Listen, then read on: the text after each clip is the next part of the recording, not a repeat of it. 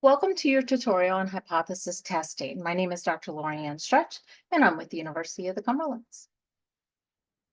So hypothesis testing is a statistical method used to determine the likelihood that a hypothesis about a population parameter is true based on sample data. So we take a sample from the population, which is more accessible, less costly, and an important component of quantitative research because often we don't have access to the full population. So it's really important that we be able to use sample data to make inferences about population parameters in order to know how to deal with things within our profession. Hypothesis testing starts with making an initial assumption called the null hypothesis. In hypothesis testing, we're going to test what is not true because we can't prove something to be true because we don't know that we're dealing with all of the potential factors that are contributing to that truth. But we can prove something to be not true. We will then calculate a test statistic from sample data, and then we'll use that sample data or test statistic to determine the probability observing that data if the null hypothesis were true. A hypothesis is a testable statement or prediction that looks at the relationship between two or more variables. Now, I'm using the word relationship here in the sense of it's looking at how two variables are working together. That could be difference, it could be a relationship, it could be some other type of effect. There are two types of hypotheses. A null hypothesis, which is asserting that there is no effect, no difference, no association or relationship between the variables. And this is the hypothesis that we test, okay? So that's really important to remember. We're going to test the null hypothesis.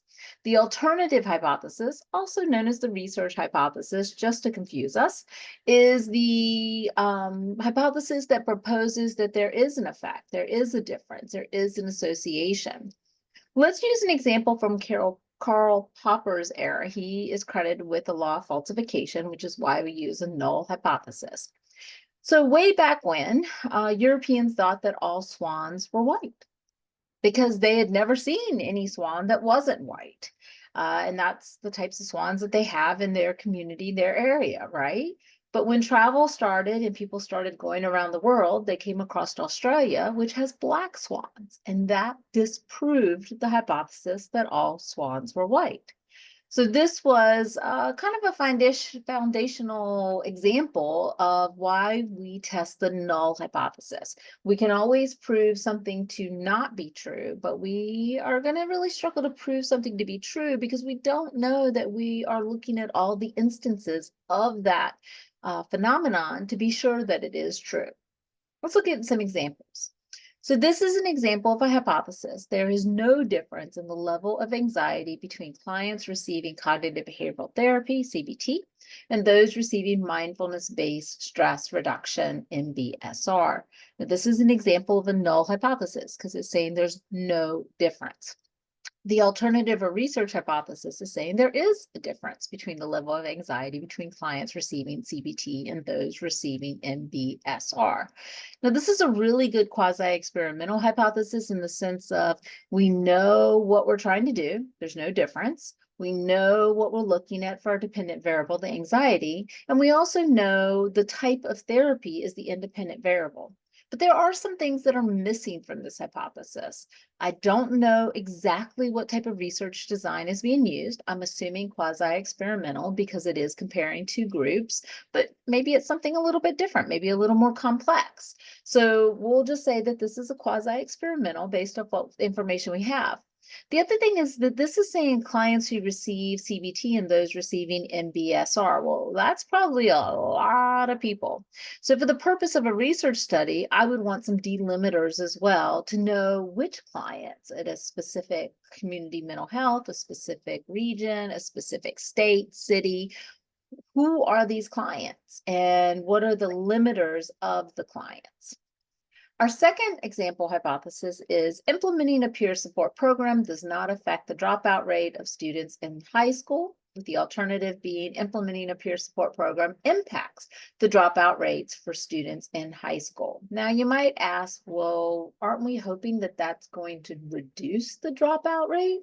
Yeah, probably. But I want to be really careful of my bias coming into my research questions unless I have evidence to support what I'm testing. So we typically use what are called directional hypotheses once we have some evidence to demonstrate that we found X to be true. And if that's, or not true in this case, because we're testing the null. And in that situation, then we can look at the direction of that impact. But if you're initially exploring a gap, which you will often be doing with dissertation or doctoral level research, you really want to stay with a non-directional research question. Or excuse me, and research question and hypotheses. So a non-directional hypothesis tests both ends of the hypothesis, so to speak. So it's looking at, is it, greater than or less than? It's not specifying which one it is. With a directional or one-tailed hypothesis, I'm specifying where I think that difference is: higher, lower, greater than, more than, better than. But again, be really cautious of using a directional hypothesis in your dissertation work if you don't have really strong evidence to support the direction that you're proposing in your alternative hypothesis. Really consider leaving yourself open for a two-tailed hypothesis where you're looking at the expected differences or relationship on either end. This also reduces your risk because you're splitting that risk across the possibilities. And so it is really giving more of a robust determination of whether or not there's a difference or a relationship. And that will make more sense once we start doing some hypothesis testing in class. So what are the formats of the hypotheses? Well, they can be a declarative statement form expressing that there's a difference or relationship, or in the null hypothesis situation, there's not a difference. It can be comparative, comparing groups or conditions. It could be a correlational statement suggesting an association between variables. The characteristics of a well-written hypothesis include alignment with the purpose statement and research question. This means that not only is it the design is consistent, the dependent variables consistent, the independent variables consistent, but the language you use to describe those variables is going to be consistent as well. I often say creativity is not often rewarded in quantitative research. So be really, really consistent with your language so you don't risk this misalignment. Be clear and concise. Be sure that you're using something that's testable, that it actually can be measured, and that it's grounded in theoretical background and or previous research. I prefer and, so you would want to have both. And that it's very specific, stating what the relationship or difference is that we're looking to measure. The steps to hypothesis testing will always be the same, no matter what type of hypothesis testing you're doing, for no matter what type of research design. You're going to formulate that null hypothesis. You're going to choose an appropriate statistical test. This will be determined by the design that you're using, what the dependent variable is or are. So what is the dependent variable? How many of the dependent variables do you have? And what's the level of measurement of each dependent variable? And the same for the independent variables. How many independent variables do you have? And what's the level of measurement for each dependent variable? This will help you use a statistical analysis decision-making tool. There's many in the class to help you with this in the course folder that will help you choose the correct statistical method in which you need to use based off the number of variables and the level of variables and the design. So what are we trying to do? We'll determine the significance level, also known as our alpha, and this one's super easy in social science because you're always going to start with 0.05. We're always going to tolerate a risk of 5% that our findings were due to chance and not due to what we were actually studying. So we always want to start with 0.05. Sometimes we can get more stringent, but that's a good starting point and pretty consistent across social science. Then you're going to calculate the test statistic from the sample data, and then you'll obtain a p-value and compare it to the alpha level to decide whether to reject the null hypothesis. If your p-value is less than 0.05, in the case of choosing an alpha 0.05, then you'll reject the null. If it's 0.05 or greater, you're going to want to fail to reject the null. So note the language. I didn't say accept. We're going to fail to accept the null. And then we're going to interpret our results. And when we interpret our results, we're going to want to make sure that not only do we describe in narrative format what we found, but we want to back it up and support it with data from our findings. And you'll see that demonstrated over and over in class as we move forward. So what are the outcomes of a hypothesis test? Well, we can have a null hypothesis that's true, and we can reject that null accidentally. And that's called a type 1 error or false positive. And that's that alpha. That's the risk that we might do that, right? Like we might find something and we reject the null, and well, the null hypothesis was actually true and there was no difference. So that's a type 1 error. We can also have a null hypothesis that's false and we can reject it. And that's awesome because that's a correct outcome, a true positive. And that's our confidence interval. You're going to hear more about confidence intervals as an effect. That's 1 minus alpha. And with a confidence interval, we're looking at what's the span of possible choices. If we were to do this sample over and over and over from the same population, what's the range, so to speak, of outcomes here, right? How sure am I that if I were to do this multiple times, that my answer would be within that range of findings? And it'll make more sense once we play with it some more. We can also have the null hypothesis is true, but we fail to reject it, and that is going to be a correct outcome or a true negative. So the null hypothesis is true. There is no difference, no relationship. So I fail to reject it. And so that's 1 minus beta, which gives us a power. And in social science, we will tolerate a power of 0.8 or higher. So you always want to have your power be 0.8. Now, many of the power estimate tools we're going to use are defaulting to 0.95, like G-power. So you want to make sure you change that when you're calculating G-power to give yourself a little bit more cushion. Now, we can also fail to reject the null when it's actually false, and that's a type 2 error, a false negative, and that's our beta. That's the error that we're risking every time we do research. So again, type 1 is a false positive that occurs when the null hypothesis is incorrectly rejected, when it is actually true, and that's represented by alpha or significance. A type 2 or false negative error happens when the null hypothesis is not rejected, failed to reject, and it's actually false. That's a beta. The confidence interval is related to type 1 error, but is from a different perspective, and this is 1 minus alpha. And then the power of the test is the probability that it correctly rejects the null when the null is in fact false. It detects an effect or a difference when there is actually one, and that's 1 minus beta. So let's talk about significance. In many people's previous statistics courses and exposure to statistics, oftentimes the earlier, more basic statistics courses will stop at significance, which is really kind of sad because it only tells part of the story. Significance, often represented by a p-value, and it's also set with our alpha level, our threshold that we're looking to test the hypothesis. The significance is actually just telling us, is there a mathematical difference? Is there a mathematical relationship here? It doesn't really tell us how much we should care about that finding, but it tells us if the finding is significant or not. So it's important to know that when we're using our language, we'll say that it is not significant or it is significant. That is the correct language in statistics. But remember that significance, represented by p-value, is really only going to tell us if it's a mathematical significance and that this wasn't occurring by chance alone.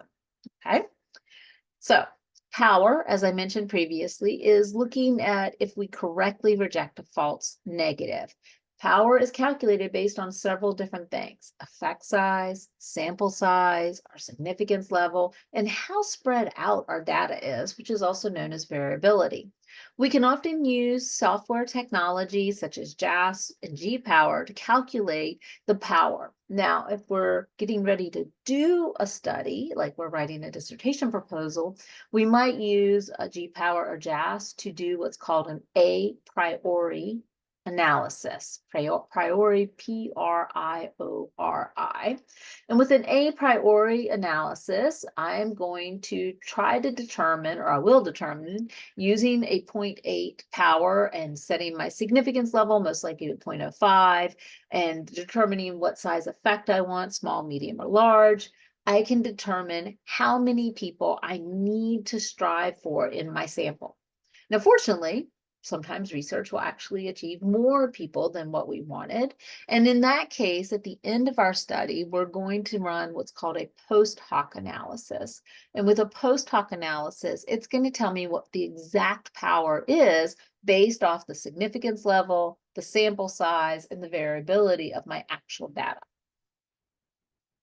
Meaningfulness is the next step in this process that a lot of people didn't hit on in their initial statistics courses. Meaningfulness really is giving us ways to measure the practical or real world significance of the results. How much do I care? How much kind of weight should I give to the results compared to, say, other results? Meaningfulness gives us a way to standardize our results in a way that allows us to compare them. So we're going to use things like effect size, which is a standardized score, confidence intervals, which gives us the true parameter of the results. Should I have done the sample over and over and over in the same population? It's going to give me this range of results. And so these are tools that I can use to really say, hey, does this really matter? Because it can be significant, but not meaningful. But it cannot be meaningful if it's not significant. It's an important thing to remember. It can be meaningful if it is significant, but it cannot be meaningful if it is not significant. Some examples of effect size are Cohen's d, which we'll use for t-test, eta square or partial eta square for ANOVAs, and Pearson's R for when we're looking at correlations. So those are just some examples of what we'll be talking about in class. So the benefits of effect size, again, it tells us the magnitude of the effect. It gives us the ability to compare effect sizes across studies with different measures and different sample sizes. And it's going to help us make more informed decisions and have evidence-based practice. So one of the places that you see effect size used that it probably stands out to you is in a meta-analysis study. So in a meta-analysis study, we're looking at studies that have wide varieties of how the study was done, what instruments were used for the measures of the study, what the sample size was, who the population was. And let's say if I'm interested in trying to figure out, okay, what's the most effective intervention for adolescents age 15 to 18 who are battling anxiety, I might look for a meta-analysis to help me identify what would be a good resource to use, because that's going to compare a lot of studies versus me having to read, 200 studies. I can find a meta-analysis on it and see which studies to maybe hone in on and then go read those studies for myself. So that is a quick overview and tutorial of hypothesis testing. I hope this has been helpful. Please let me know if you have any questions.